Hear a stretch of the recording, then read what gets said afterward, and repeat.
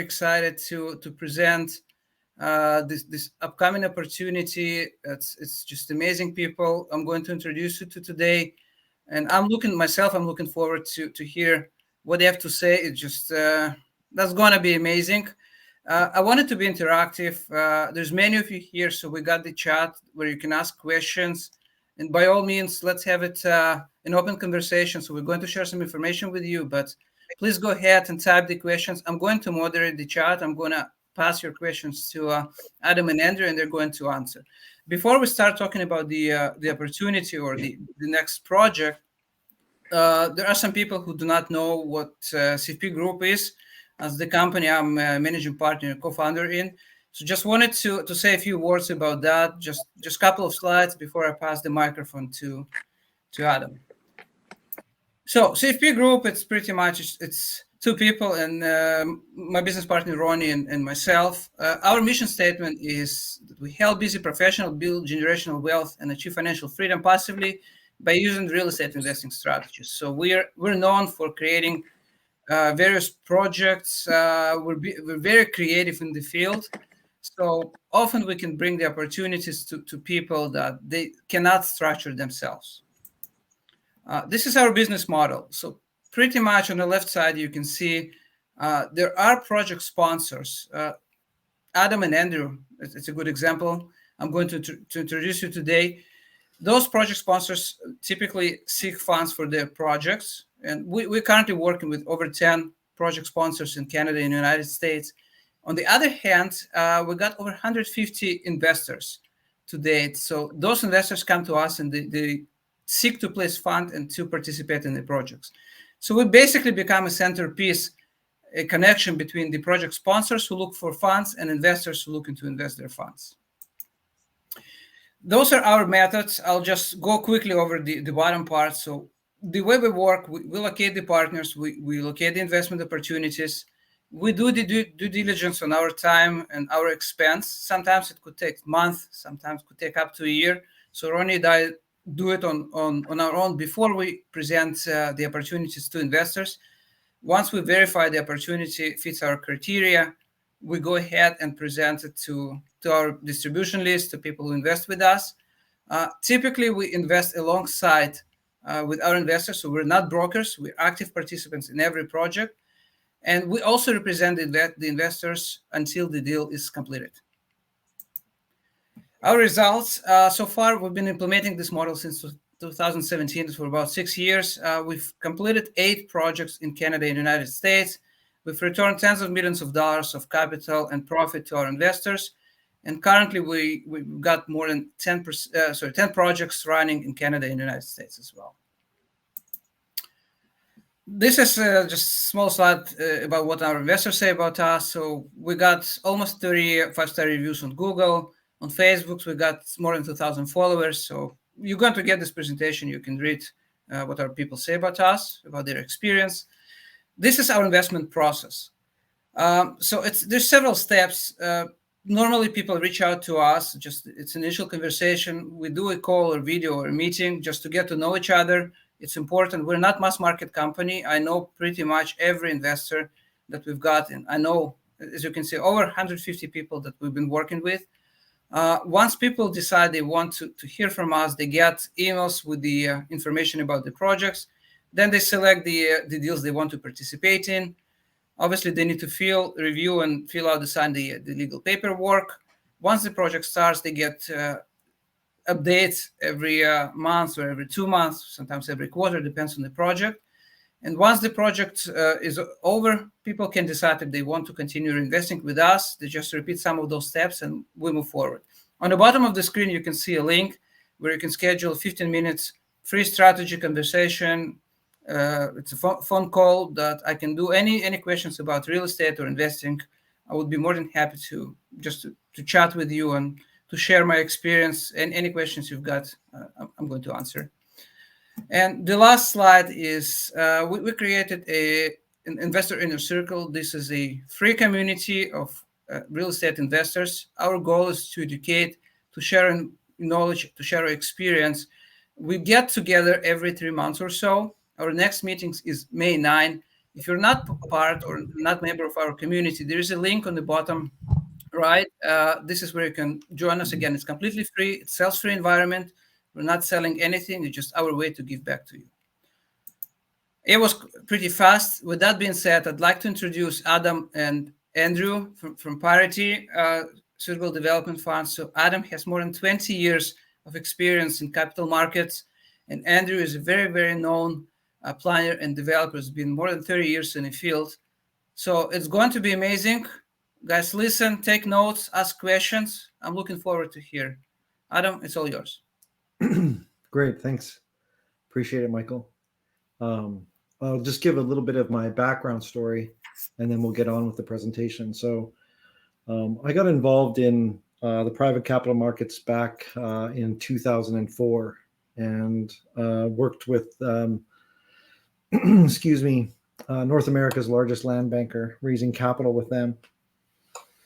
And really it was, land was obvious to me because my background, my family's background is actually in cattle ranching, and kind of the wealthiest part of my family are the cattle ranchers, and they own a lot of land. They still own a lot of land in the Similkameen Valley. My cousins, every time land comes available, they buy land, so they own the majority of the land between a place called Headley and Kermis along the river in the Similkameen Valley.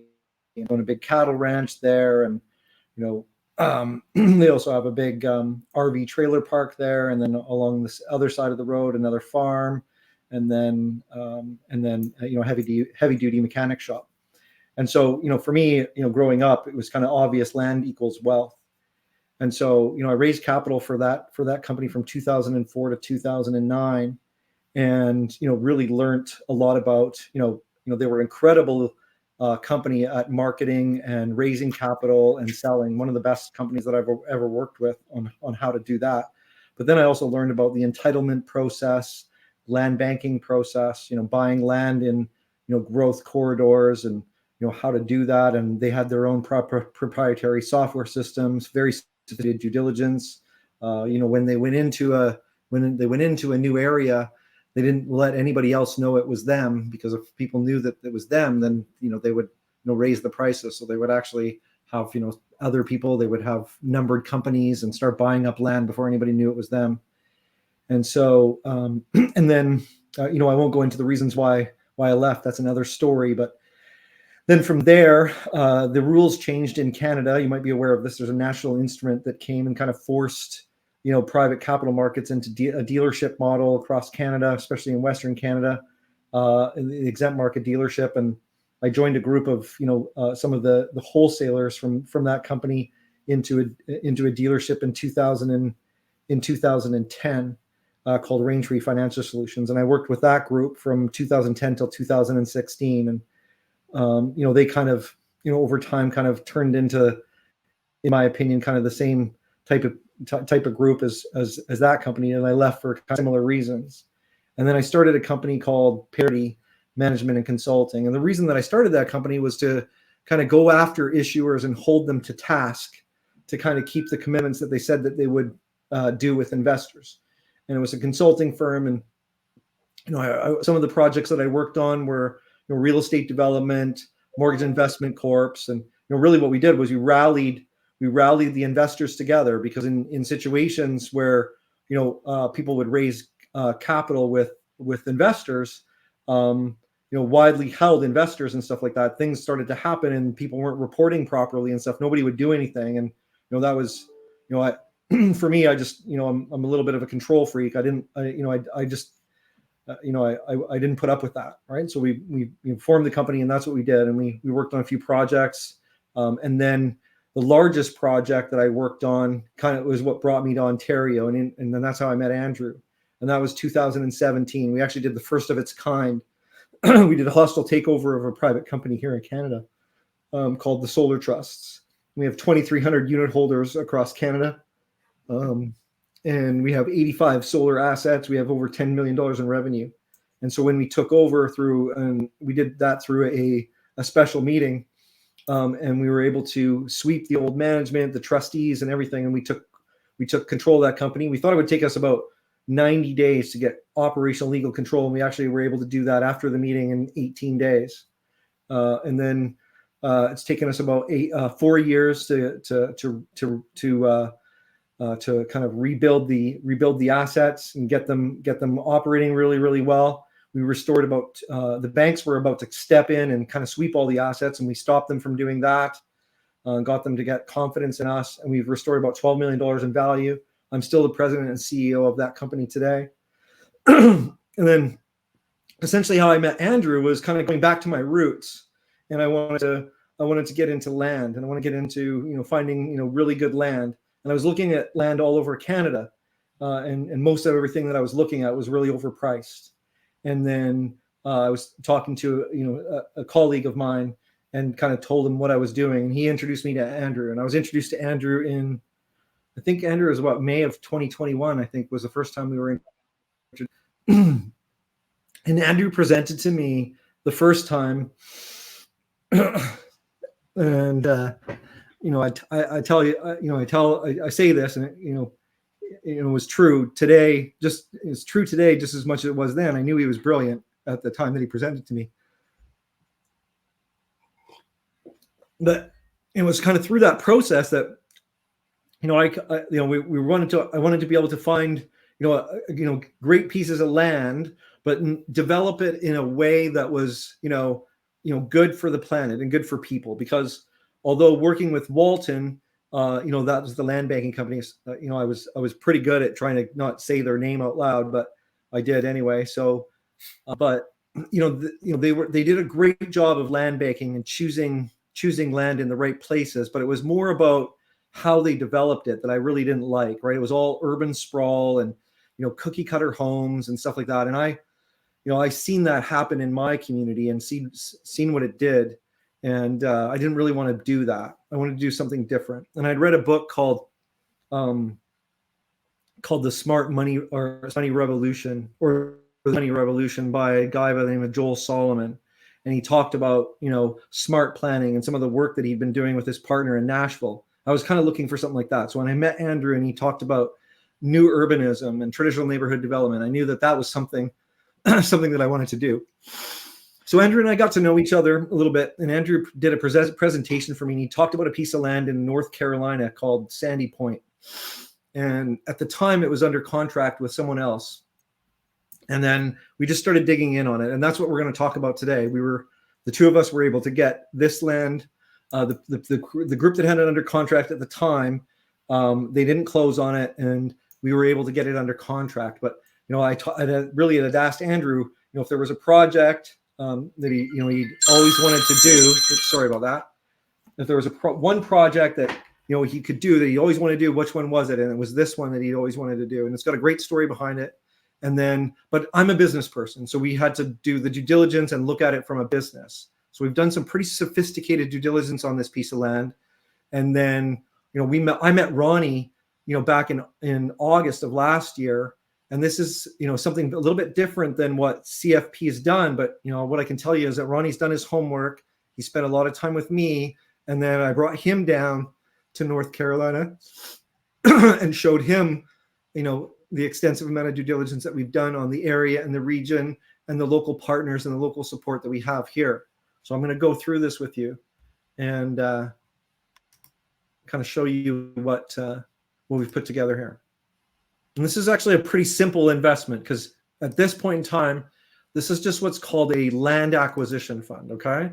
So to be really clear, it doesn't have any development risk. So it's not, you guys have invested. I know if you're one of the CFP investors, you're typically investing in an investment where there's some development risks and different things like this. This investment right now is just a land acquisition fund. And I'm going to walk through that. So, but first of all, what I'm going to do is I'm going to talk about our vision and our purpose. And, this is really important for us. It's really everything that we do has to kind of fit within this, right? It's about our why, right? So we don't do anything outside of this, right? Making money is important, but, Andrew and I are in our 50s and we've made money, and now it's making money is important, but how we make money is also important. Okay. So the Sustainable Development Fund was assembled, and we've assembled an experienced team of professionals. It's not just us. We have other people, right, that are a part of our team. And this is a land acquisition investment fund. This fund here, just to be really clear, was assembled only to buy land, this land here in North Carolina, and we call it a fund because if we buy land, it'll only be other land that will add value to this acquisition. We're not going to be going and buying land anywhere else. Just this about this acquisition, okay? Just to be really clear. And Michael wanted me to make sure that you guys all understand that, okay? Thank you. You bet. And then next is we're looking, and this was important for as I got to know Ronnie, and Ronnie was introduced to a close friend of mine that's known me for a long time. So he spent a day with Ronnie and then introduced us because he was like, you guys are going to get along really well. So our investment fund, we've assembled people who have shared visions that care about all of these things. Now, I care about them in a different order than Andrew does, but we all care about these things. So first of all, community and family connections. So the places that we build or that we get involved in, we care about community and family connections. We care about climate change and renewable and sustainable energy. I manage a very large solar business. We have 85 solar assets, over $10 million in revenue, and we're growing that business. Conventional real estate development. We don't want to build urban sprawl.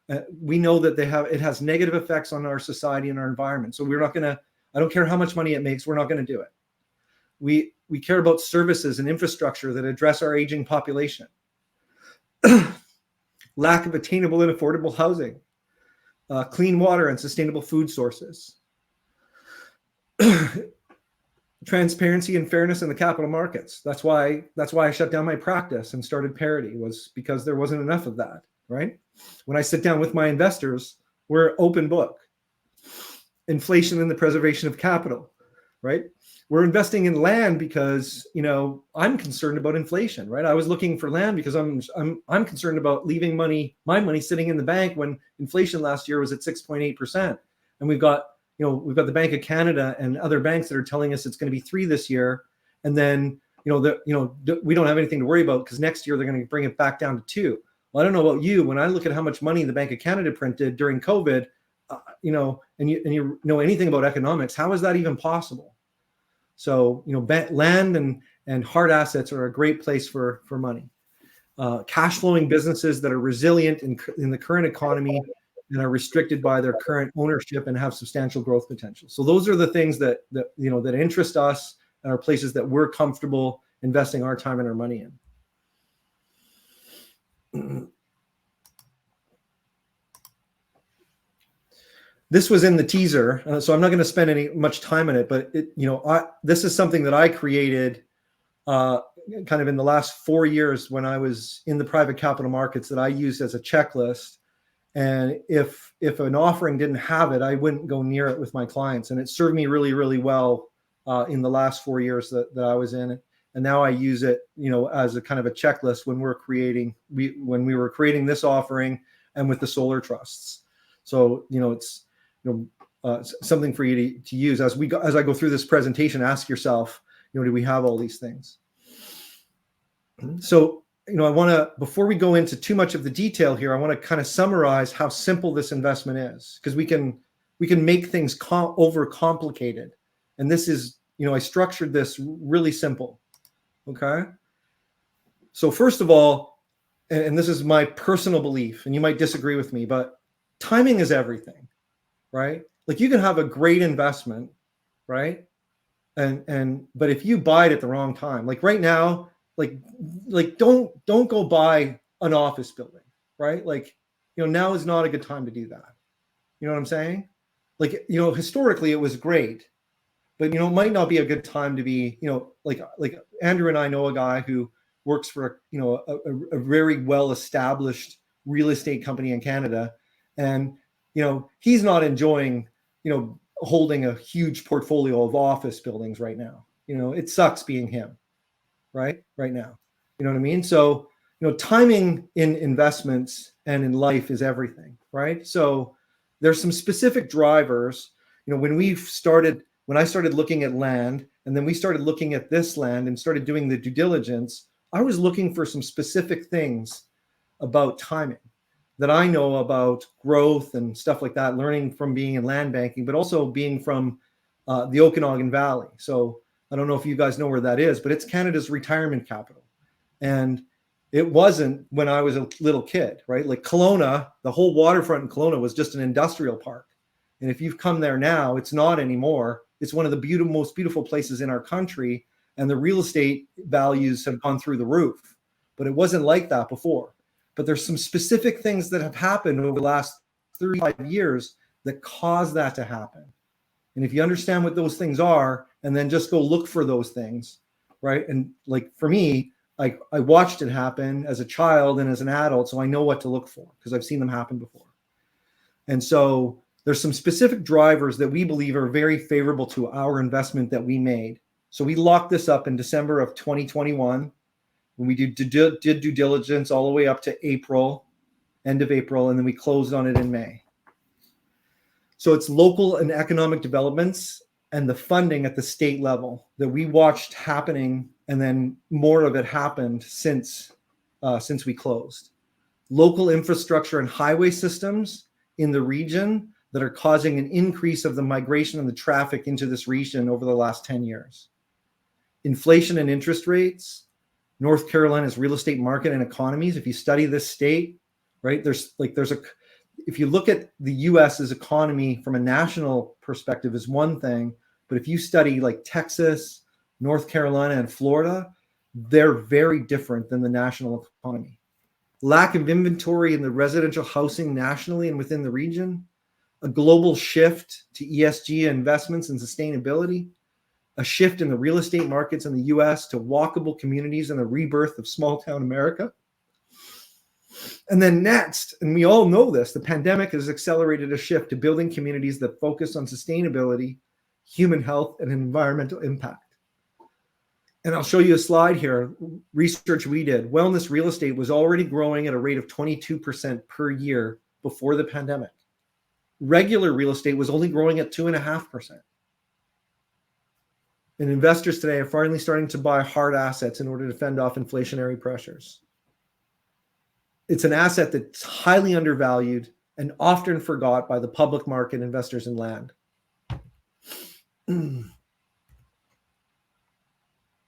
Oops.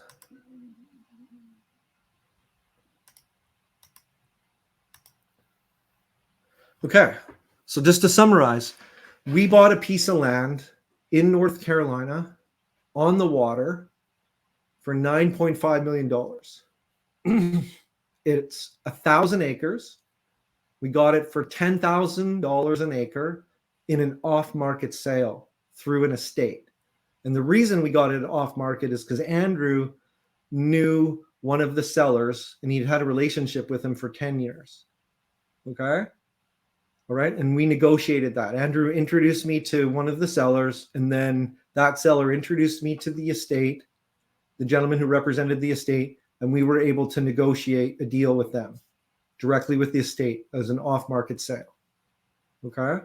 Now, this estate, it wasn't really just about price. They wanted to make sure that who they sold it to built a traditional neighborhood development and had a solid relationship with the community, because the estate, it was the estate of a gentleman by the name of Wayne Hazenga. So it wasn't just about selling the land. It was also about who they sold it to. It was kind of important to them. Okay. Because it was kind of a legacy asset. It was the last asset in the estate. Okay. So we had to, there was a lot of things that Andrew and I had to kind of go through to, and Andrew already had trust and they already knew who Andrew was. So that was really important. And then they had to vet me and all of that. It has 1.6 miles of waterfront and most of it is sandy beach. All the entitlements are in place at the local, state, and federal level.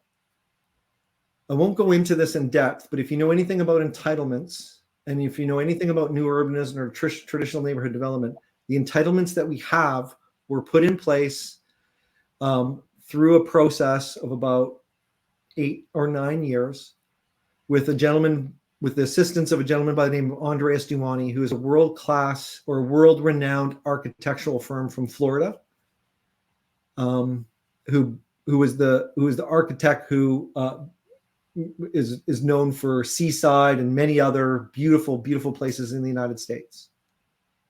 It's fully entitled for 1,600 units, which works out to about $6,000 USD per unit. The sellers invested by purchasing the land and putting those entitlements in place over $15 million US.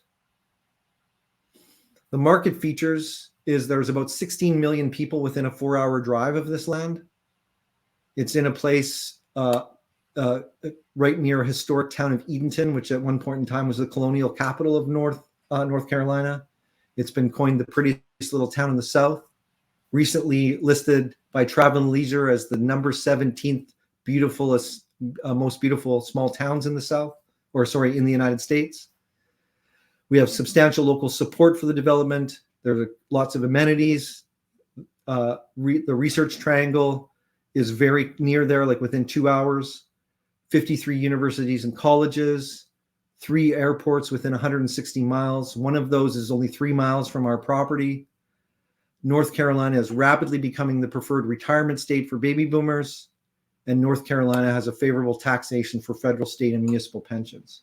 So, like I said, and that's just the stuff that we did in research that's on the surface. There's a lot more there that if you wanted to spend the time with me, I'd be more than happy to share with you. So we bought the piece of land. Oops.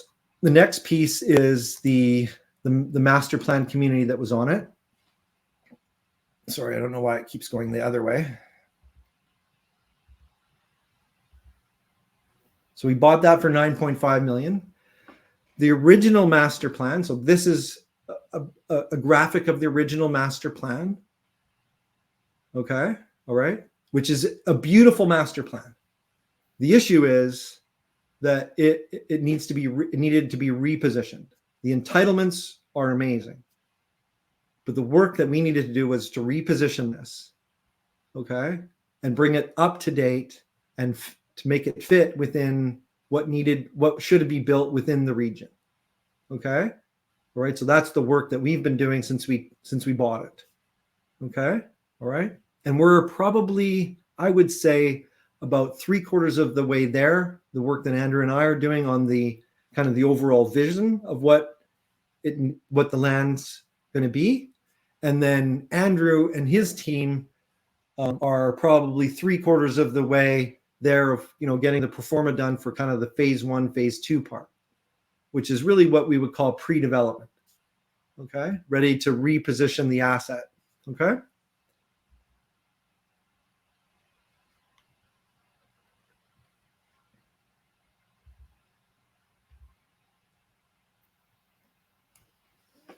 Oops. So this comes back to my 20 years experience in the private capital markets and thinking, for me, it's all about mitigating risk and creating an exit for my investors. Okay. All right. And so for me, before we let our deposits go hard, and then before we closed on the investment, I sat with Andrew, and Andrew can attest to this because I said it to him again today.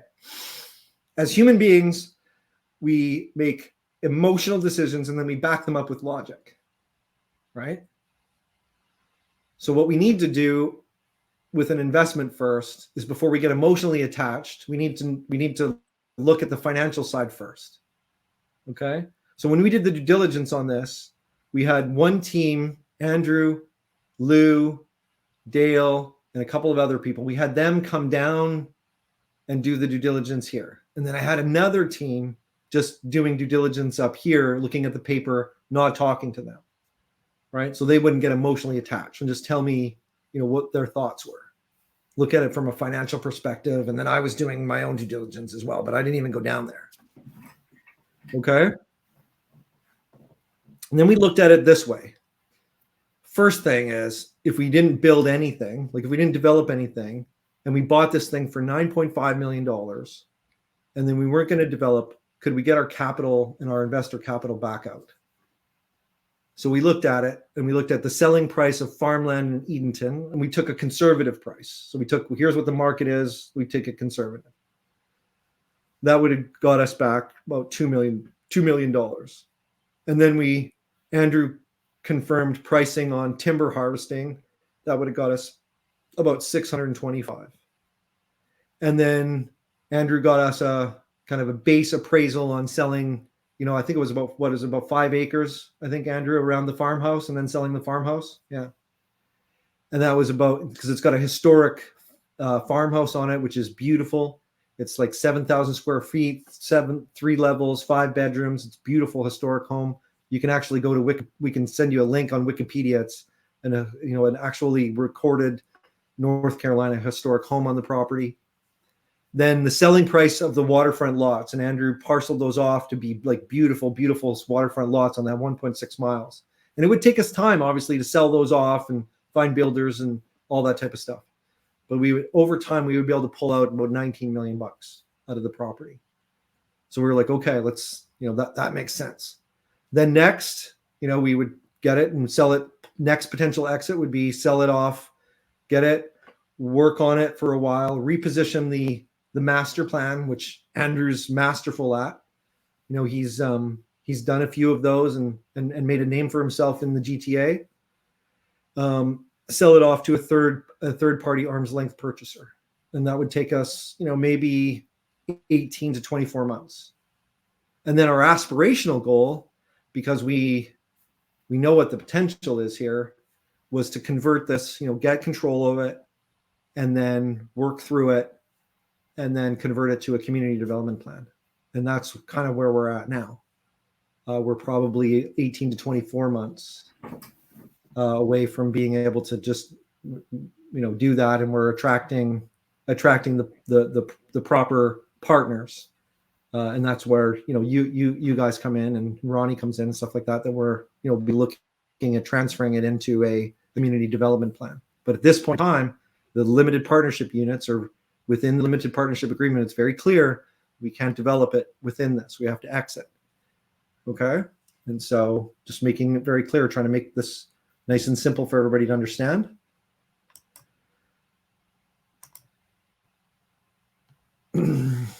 So I just want to give you, before I go on, I'll just give you one basic simple thing that we've done. There's lots of different things I could go through. I could spend a couple of hours talking about the things that we've done to add value to this piece of land since we took over a year. But I'll give you one thing to start.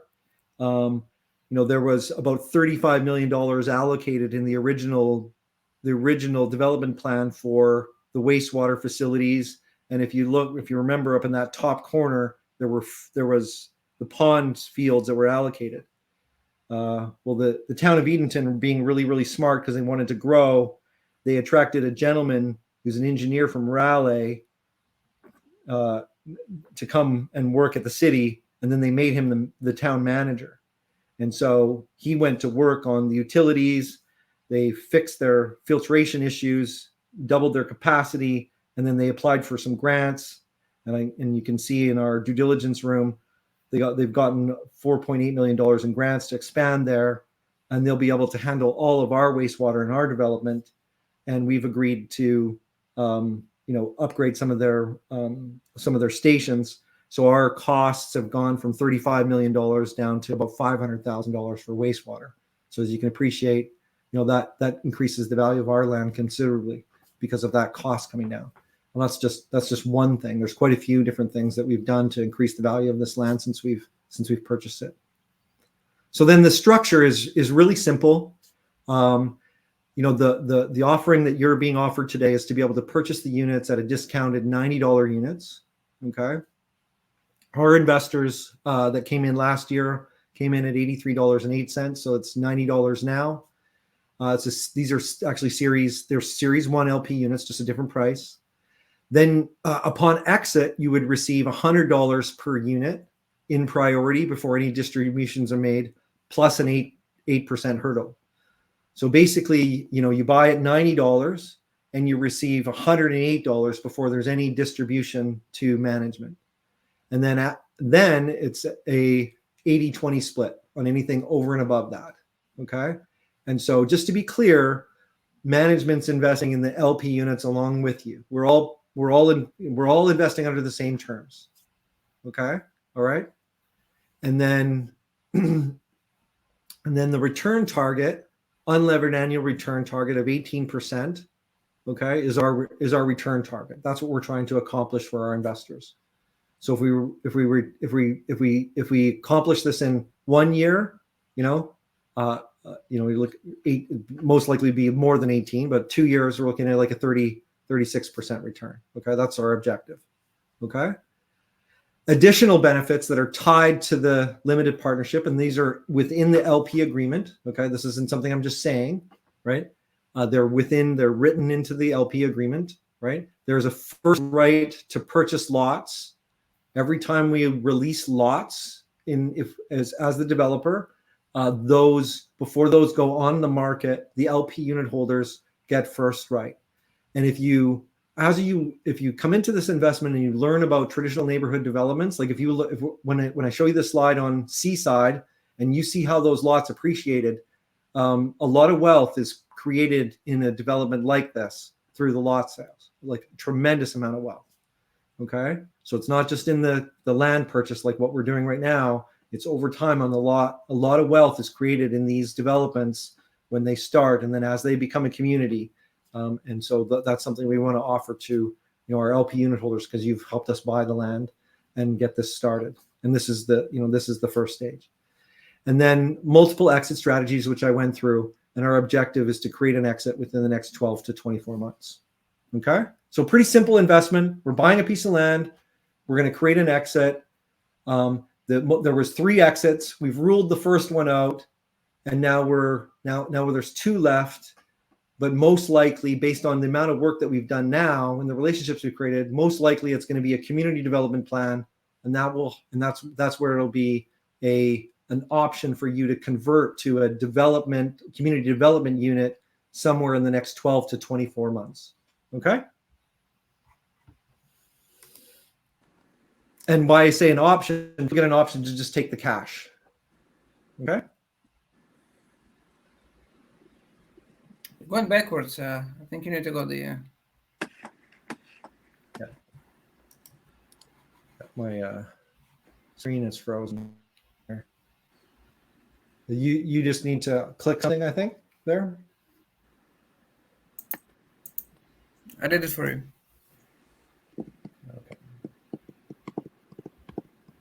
Okay, perfect. Thank you. So this slide is just kind of going through kind of the timeline that I just described.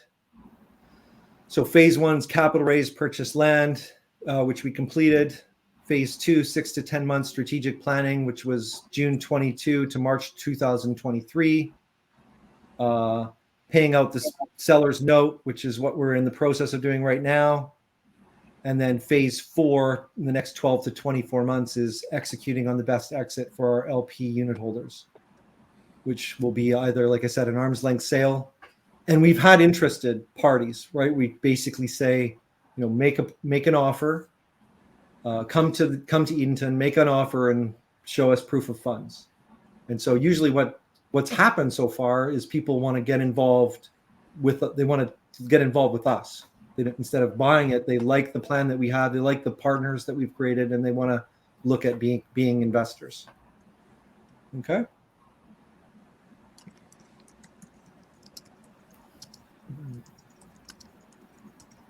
You want me to move the slide for you? Oh, you're good.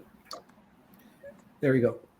So this slide here is just showing the numbers, so it's nice and clear, and it's just showing the numbers on the preferred return on a $100,000 investment.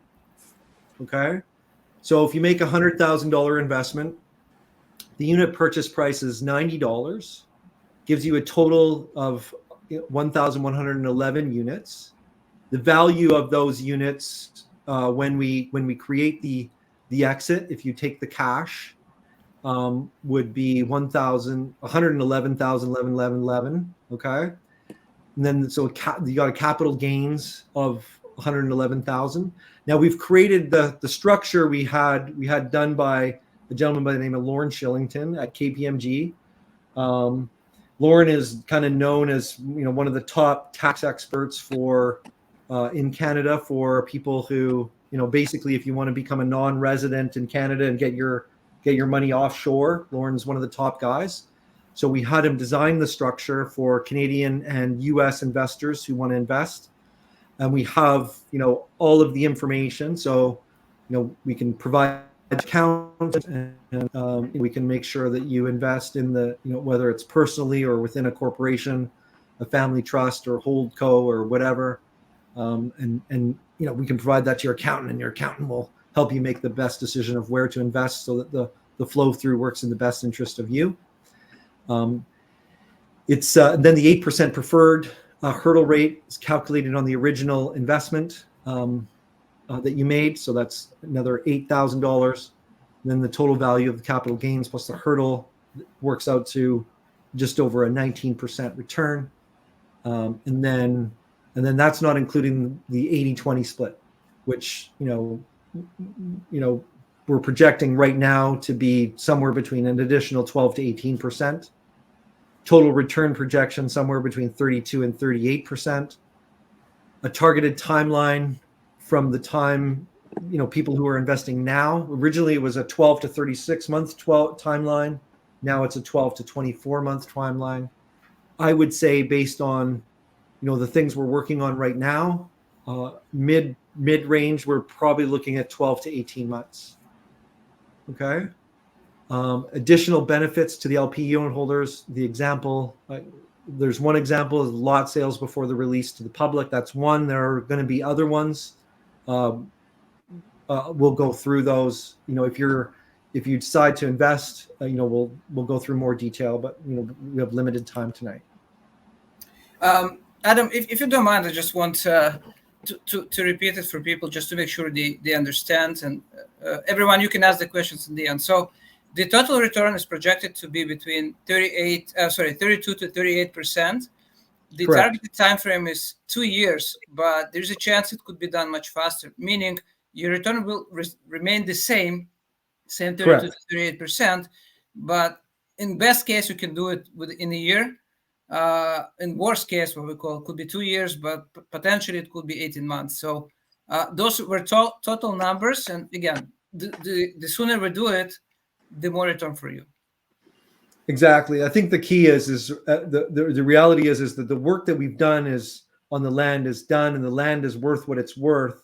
And now it's really about the next part is about some of the things that we're doing right now, and if we can create the, get the work, get the structuring done, and create the exit and things like that. So the return that doesn't really because it's not a it's not a cash flowing investment, it's land, it doesn't really affect the return. So the return is what the return is. So if we can move quicker, and part of that's the capital raising. The capital raising is, as on something like that, if we can get this capital, like this capital raise done and then closed, then it frees me up as the CEO to get back down to Edenton May 1st and move a whole bunch of other things forward that we're working on right now. So right now, I can't speak about it, but we're looking at other cash flowing hospitality assets to add to the portfolio, to the fund. And Andrew and I are looking at a couple of other smaller land assets that are right beside our land. And Andrew was doing some planning on it. Those are pretty excited. So, if we, as we work on these things and those happen, we can move the other things forward a lot quicker. So,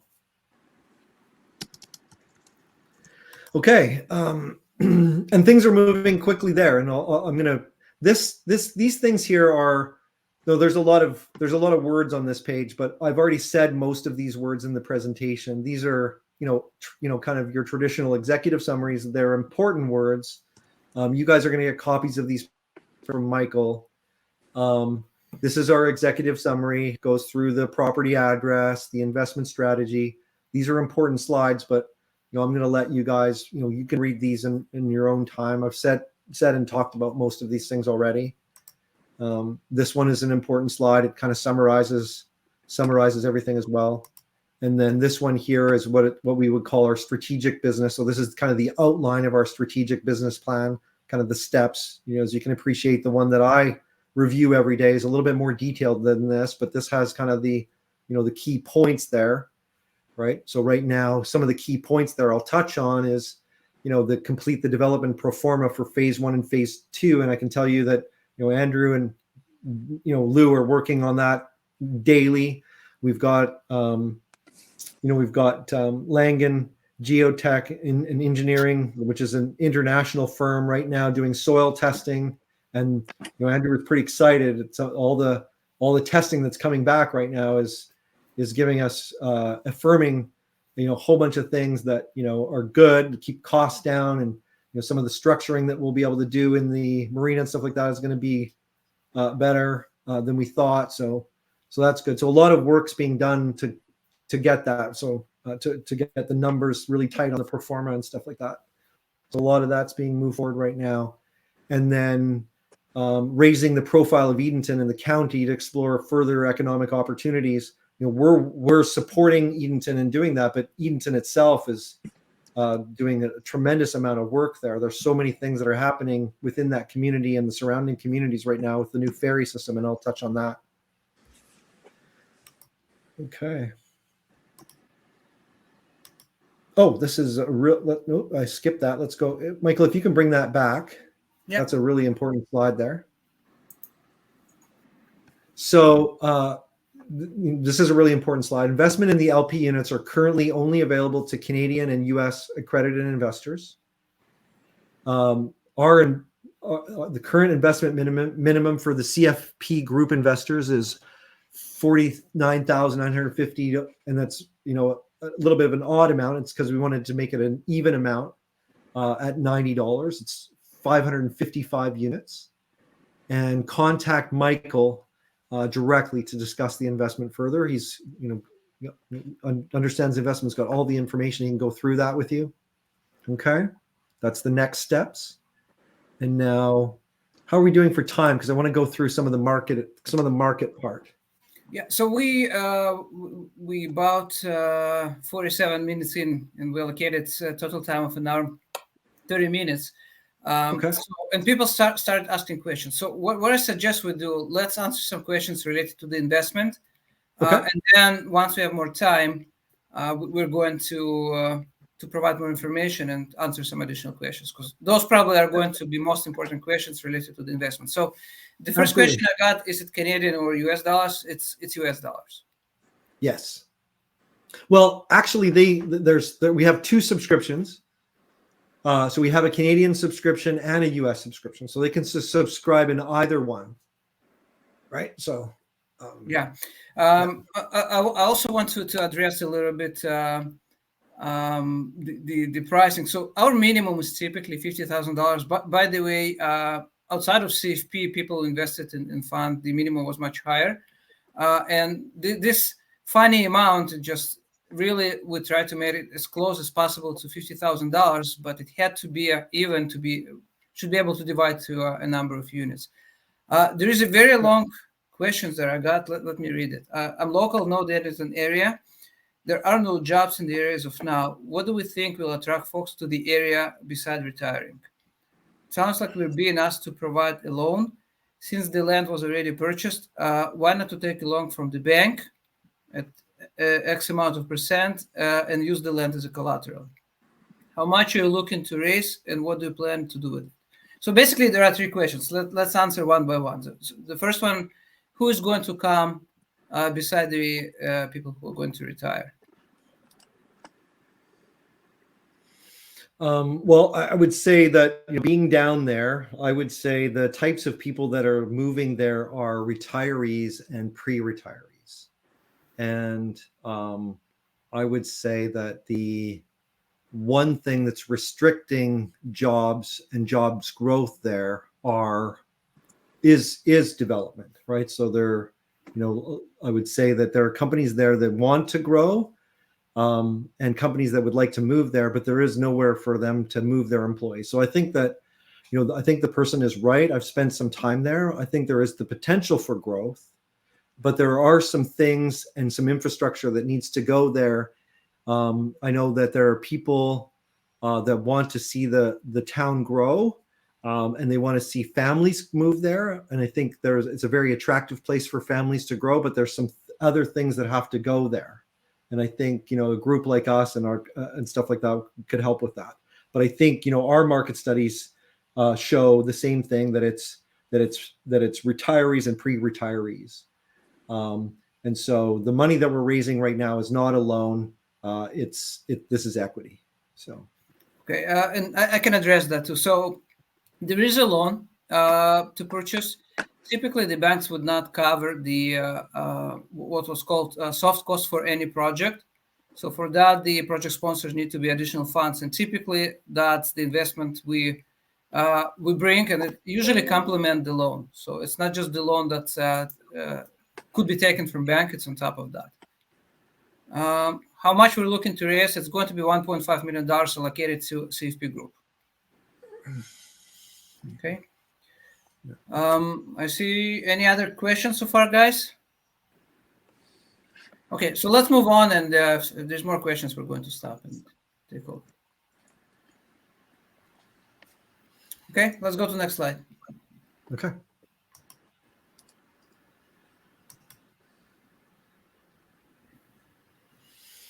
Okay, so the next part of it is the people. So first of all, talk about strong alignment with management. So with this, if you recall, I was talking about the group that I worked with, and the track record that they had raised capital on had a lot to do. There was incredible returns that were made, but they didn't have a lift, and then over time they kept adding a lift.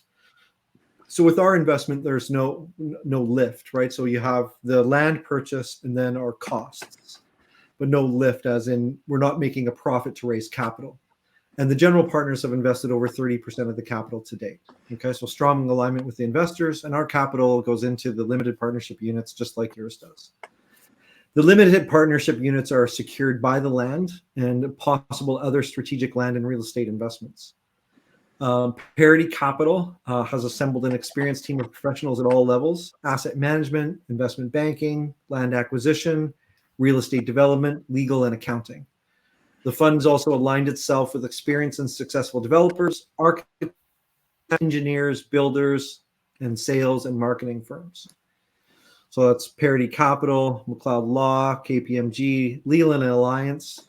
So Leland Alliance is the firm that we actually hired a gentleman there, Lou Marquette, who's been in the development and construction business on the East Coast for north of probably 50 years.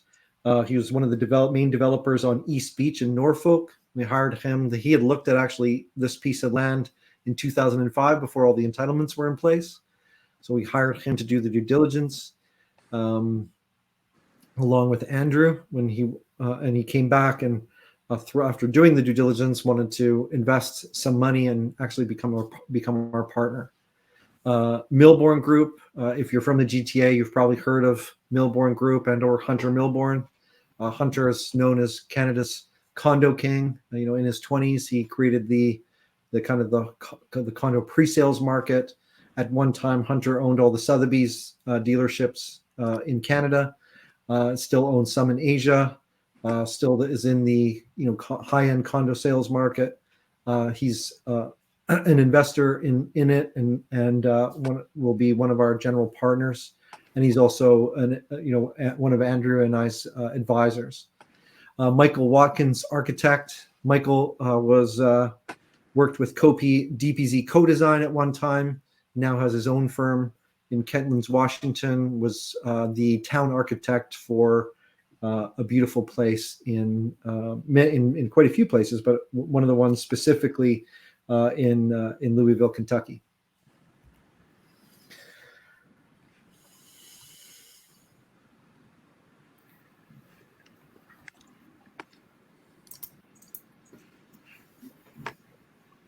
This just goes through my bio, Andrew and Lou, the current general partners. Special advisor to the fund, Andreas Duani, who is the original architect on the master plan. He's a world-renowned architect. Samuel Dixon, a special advisor to the fund, and Andrew and I. He's been in the Edenton area for 13 generations, on town council for 20 years, and very instrumental in helping get the entitlements in place on this land. Doug Farr, who is one of the top gentlemen in his space in the United States. I think he's probably printing the. I remember when Andrew introduced me to him the first time, and he had 14 platinum lead plaques on his wall in his boardroom. He's quite a gentleman, takes what he does very seriously. He wrote a very important book called A Sustainable Nation. And so he's one of our advisors. And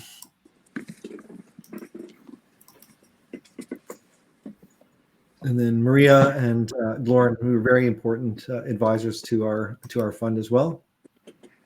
So sustainability, what does that mean to us? And we used to have just these 4 statements: more economically beneficial, healthier for people, better for the planet, more resilient for the future. And these are changing things as we as we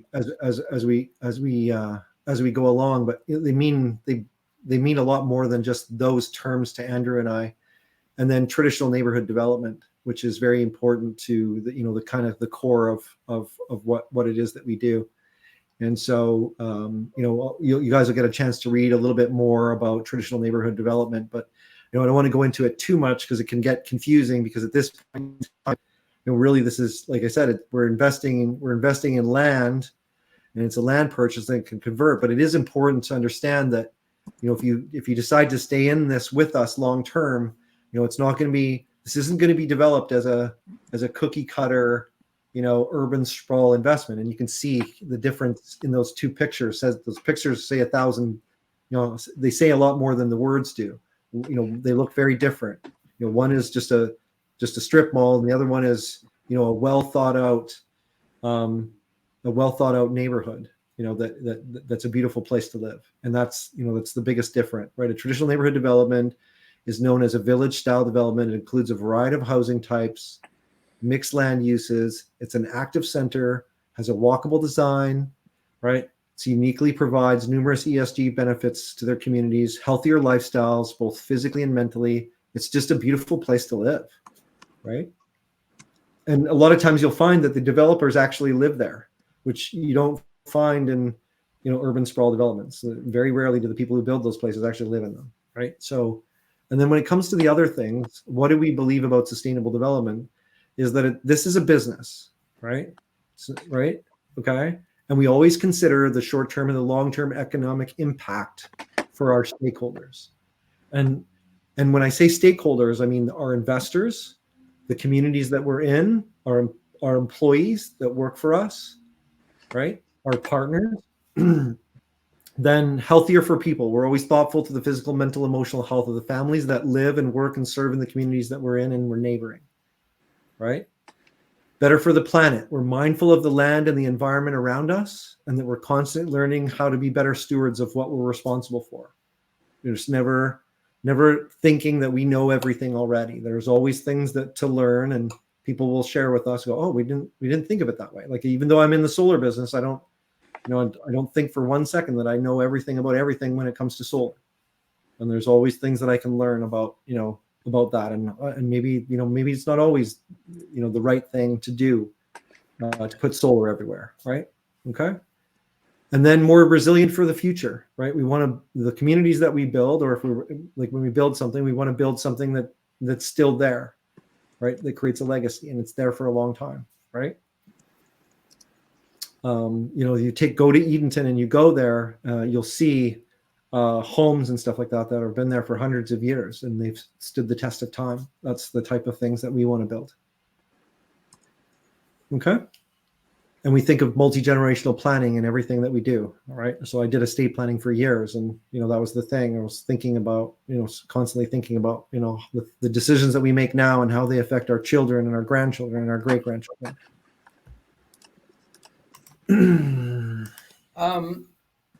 Adam, we got 2 more questions before we move forward. So do you want to answer them now, or you want to move forward with the slides? Well, if they're about the investment structure and the financial part, let's do that, because I kind of covered that. So these next 4 slides kind of cover those 4 points about sustainability in more depth, which I don't think I need to do.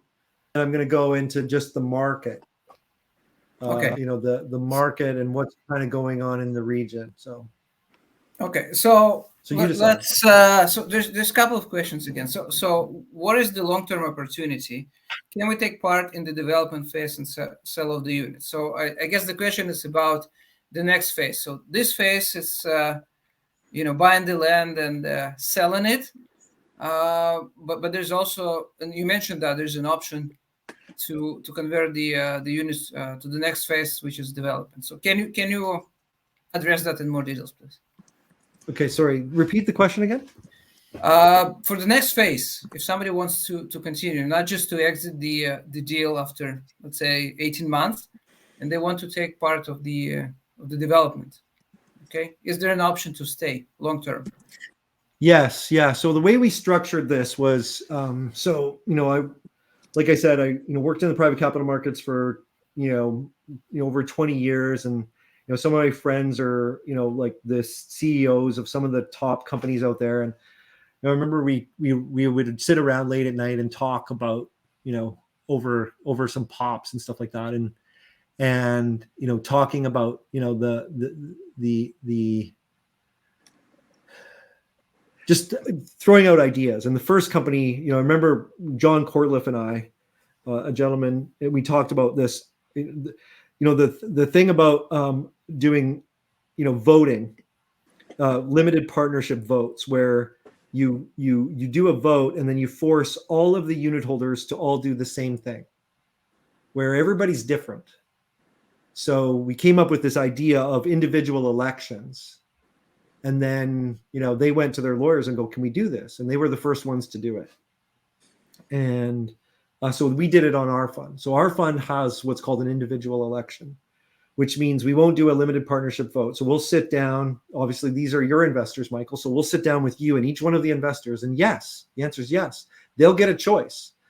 They'll either take the cash and exit, or take a partial exit, or convert all of it and stay in for as long as they want to.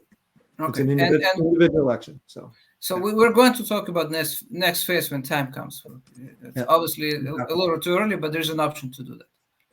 Okay. Yes. There's one more question. Before I forget, we'll move to the next slide. So the person who's asking, he's local, and he actually went to Edenton a couple of weeks ago and spent a weekend there. So as part of the development, because it's a tiny community, there's not much things to do, just to sit beside the water. What are we planning to develop as services to people going to live there, to retire there? So I guess it's a question about the master plan. Yeah, well, what I would say is that, unfortunately, I know this person, we probably should have connected while I was there, and then I could have took this person around and show them everything that is there, because there's actually quite a bit to do there in Edenton. Like, there's a lot of amenities.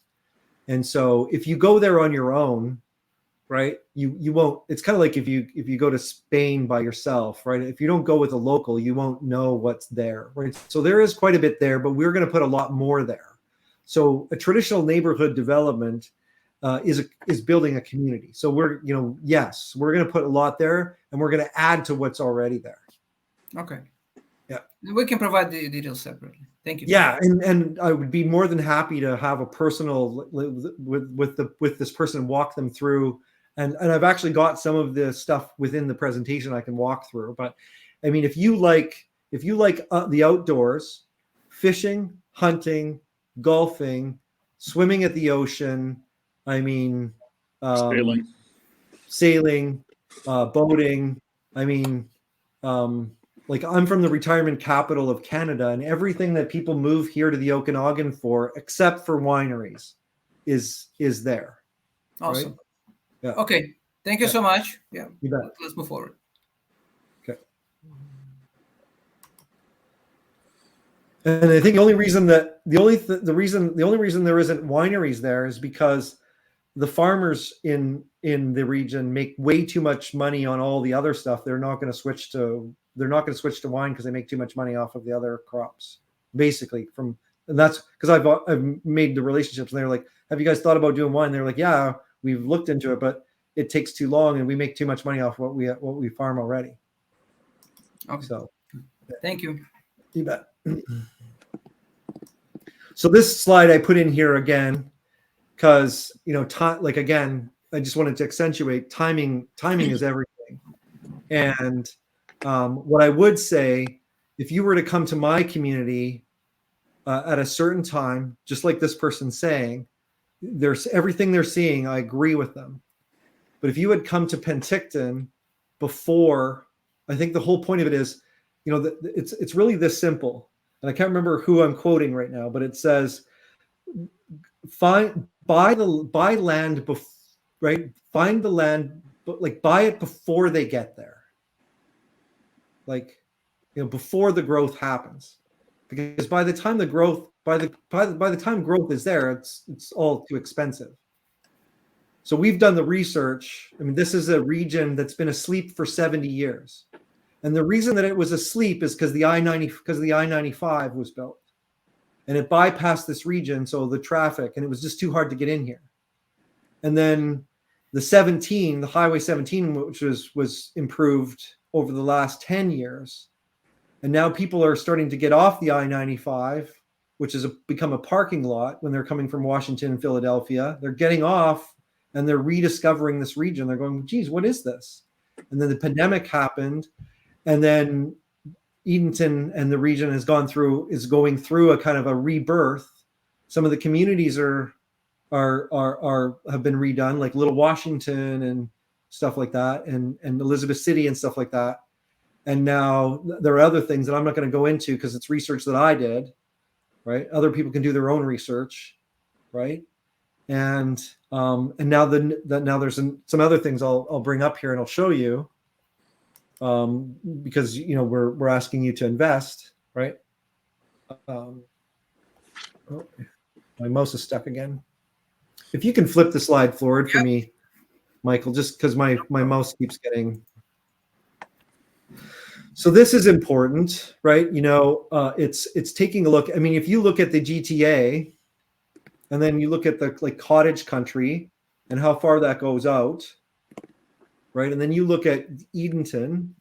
And you look at what the population draw is, and there are 16 million people that we can market to, and then also the GTA. So we raised capital.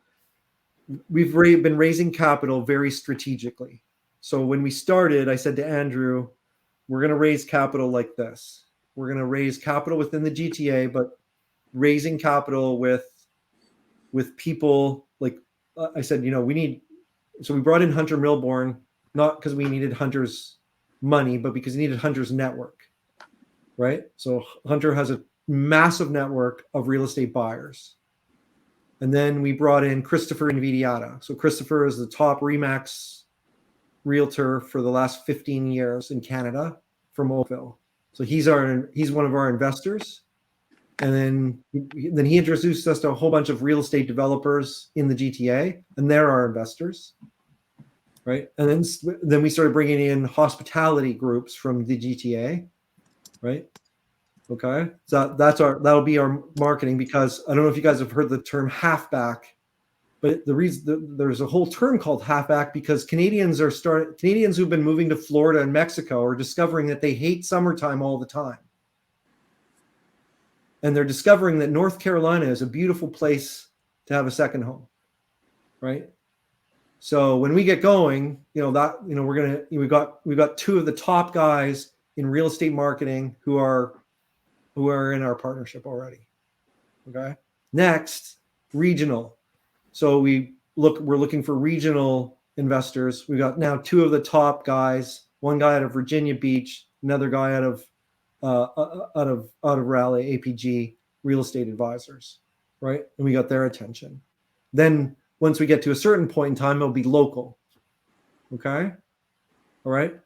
And then next it is and Andrew can speak to this when we get to the questions. If people want to ask him about what the interest is, the level of interest is in Sandy Point nationally when it comes to a T&D development, and how many people know about this piece of land.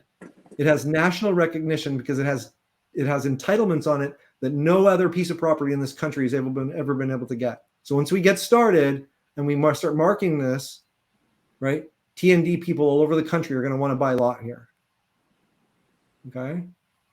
So we did our homework. It's a well thought out strategy, right? And we're going to be people first from GTA and then all this area and then, a national marketing campaign, right? So if I can add, the company that we based a lot of what we're doing on provides market studies, not looking at what's there and telling you to incrementally make it better in finishes or square footage to just creep above your competition, but rather they look at what are the precursors to allow this type of development. And if they're there, looking for the latent market, where in that way we don't have the competition that we would if we were simply to do another development. And that's a key thing. The markets we have here, they looked at who would buy here if there was such a type of development. So that's a key aspect towards that strategy as well. Yeah, I think the most important thing that we understood going into this was that the biggest lift would be the marketing, would be getting people here. So we've been mindful and strategic about everything that we've done, thinking about if that's gonna be the biggest lift, then let's be mindful about that in everything that we do. One last story I want to tell, and it's funny because every time we have an investor that I forget to tell this story to, they go, "Why didn't you tell me that?"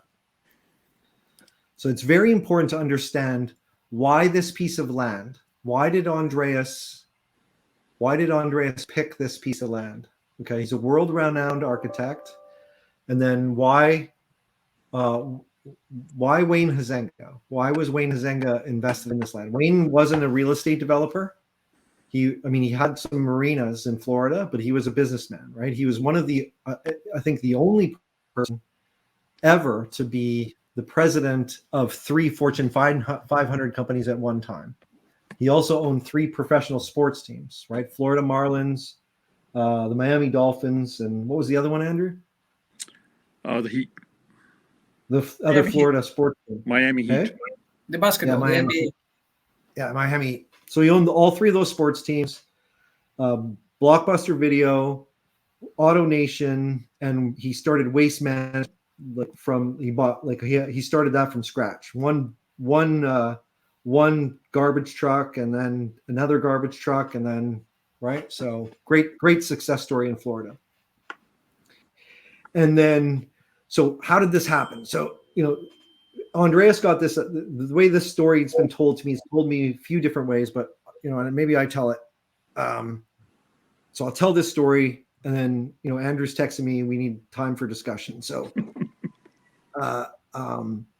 but this story is really important for you to understand. So, he got this idea. Let's put an ad in a magazine where all the guys, all the people who own land, read. And we'll put kind of this, the ad will be like, we want to build the next seaside. We'll come to your community and build it, but just don't make it hard for us. Okay. Because the big thing about a T&D development is that the entitlements, essentially going back to building pedestrian neighborhoods, right? The entitlements have become illegal because we've changed everything to be like the suburban villages. And so they got over 200 letters of people saying, come here and do it on my land. And so they had, this lawyer that worked with them, Sam Young. And Andreas had Sam go out and vet these and narrow it down. And I'll condense the story. Narrowed it down to 8 pieces of land around the United States. And then when they got it to 8, they took the planning team and the architects, urban planning and architect team, to go and look at those 8 pieces of land. Then they narrowed it to 6, and then to 4, and then to 2. Sandy Point's the one.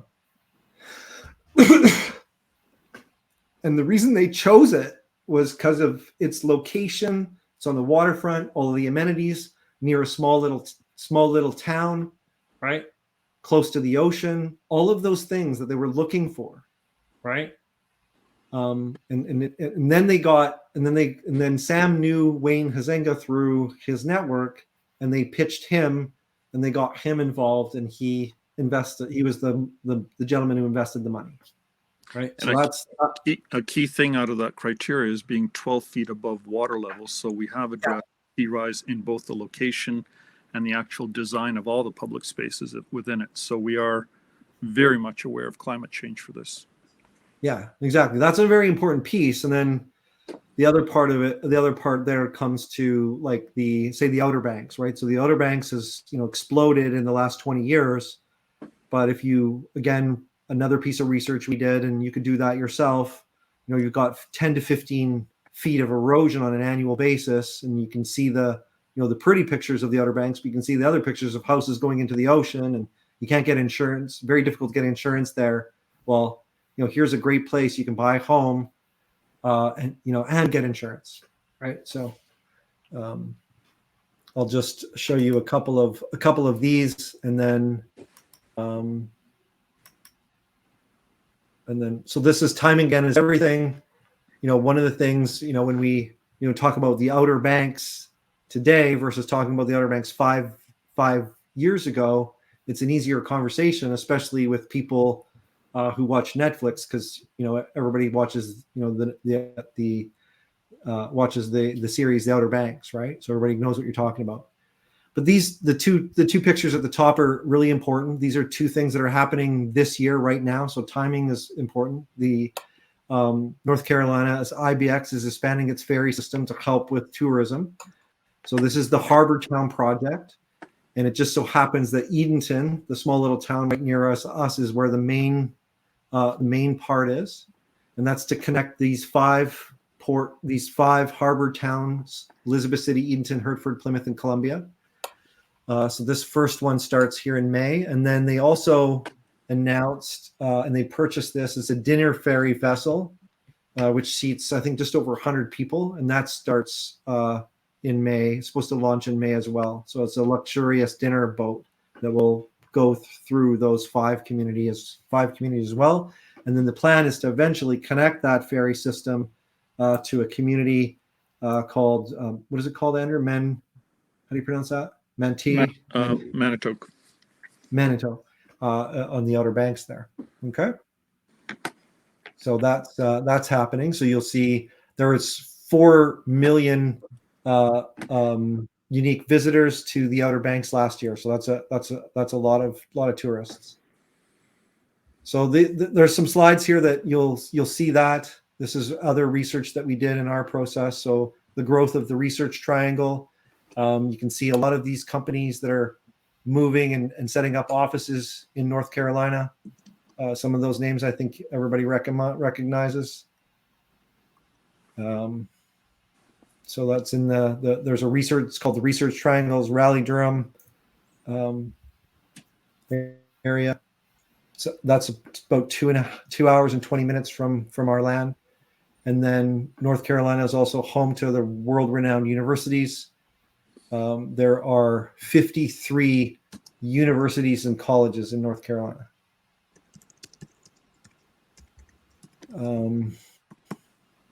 We're also very close to the kind of the military capital, Virginia and Washington there. No taxation on retirement benefits, local, state, and federal. So that's something North Carolina is looking to retain and attract. So retain all their state employees for retirement and then attract federal. So the other thing about it is just do research on baby boomers and that retirement and migration. Sustainable transportation. North Carolina is becoming a hub for sustainable transportation, and there's actually some manufacturing already happening in Edenton. There are 2 yacht companies there in Edenton right now, Daedalus Yachts and Voltaire Yachts. They're expanding already, and hiring. And again, one of the things that's restricting their growth is their ability to attract employees because there's nowhere for the employees to live. And then you have, I don't know if anybody's heard of this yet, but it's called Boom Supersonic. They just built their factory in Greensboro, North Carolina. So there'll be more than 2,400 jobs there.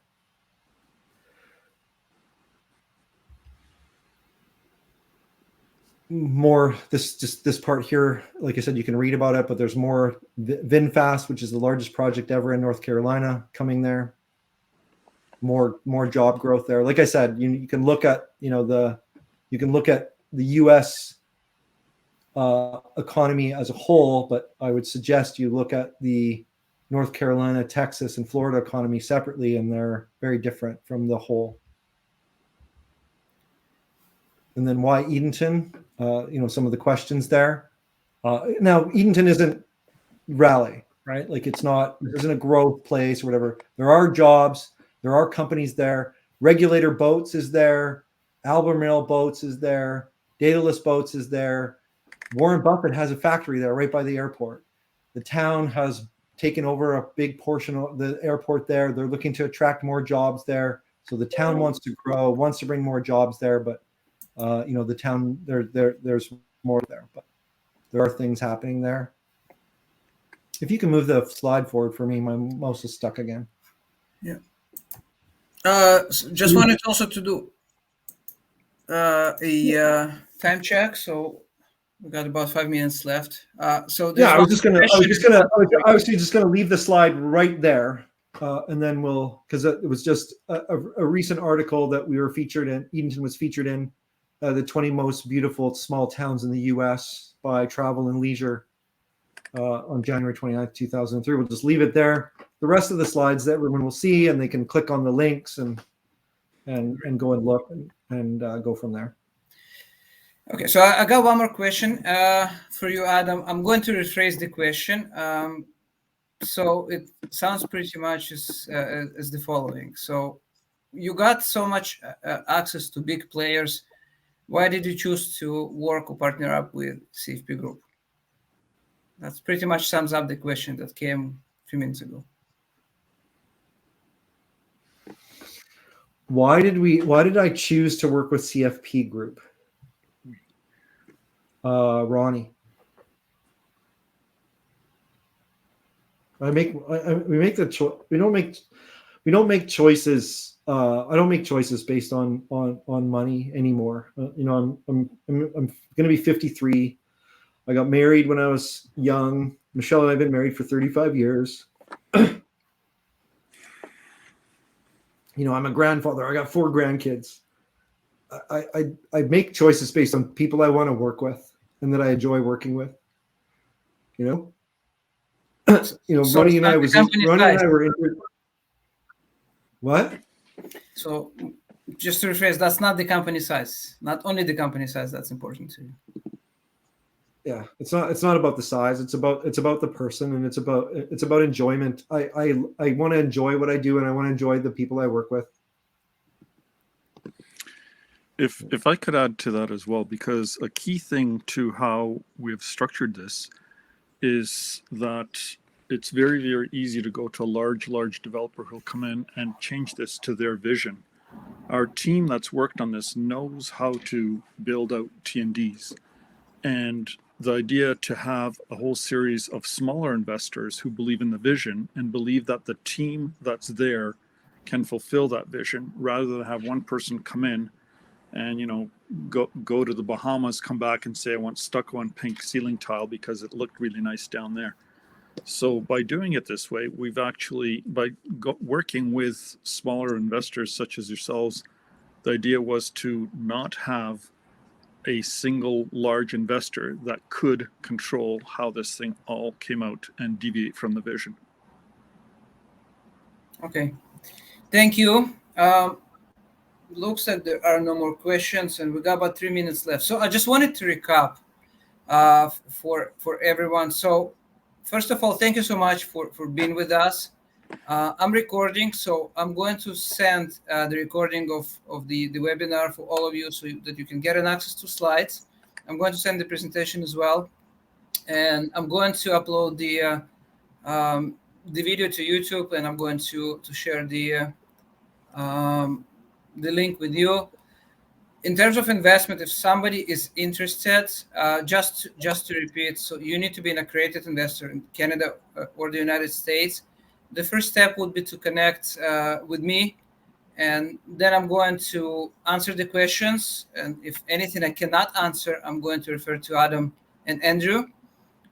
In terms of amount, there is a minimum amount of close to $50,000. You get units for $90. The unit is worth $100. On top of that, there is a 8% return before there is a profit distribution. The time of the investment is projected to be up to 2 years. Likely the exit is going to be somewhere in between 12 to 18 months. Looks like I got some more questions coming in. No. Yeah, so looking forward to hear with you guys. You know how to find me. It's michael@cfpgroup.ca. Anything you want to add before we complete, Adam or Andrew? No, I think we've covered everything. There were great questions, and I'm sure there'll be lots more. And feel free to reach out with any help you need with them. Great. Thank you so much, Adam and Andrew. It's been a pleasure. Thank you so much, guys. I know that it's been so many people join us tonight. It's been amazing question. Thank you so much, everyone. And I'll send the recording and the presentation. Talk to you soon. Great. Thanks, Thank Michael. you so much, everyone, for attending.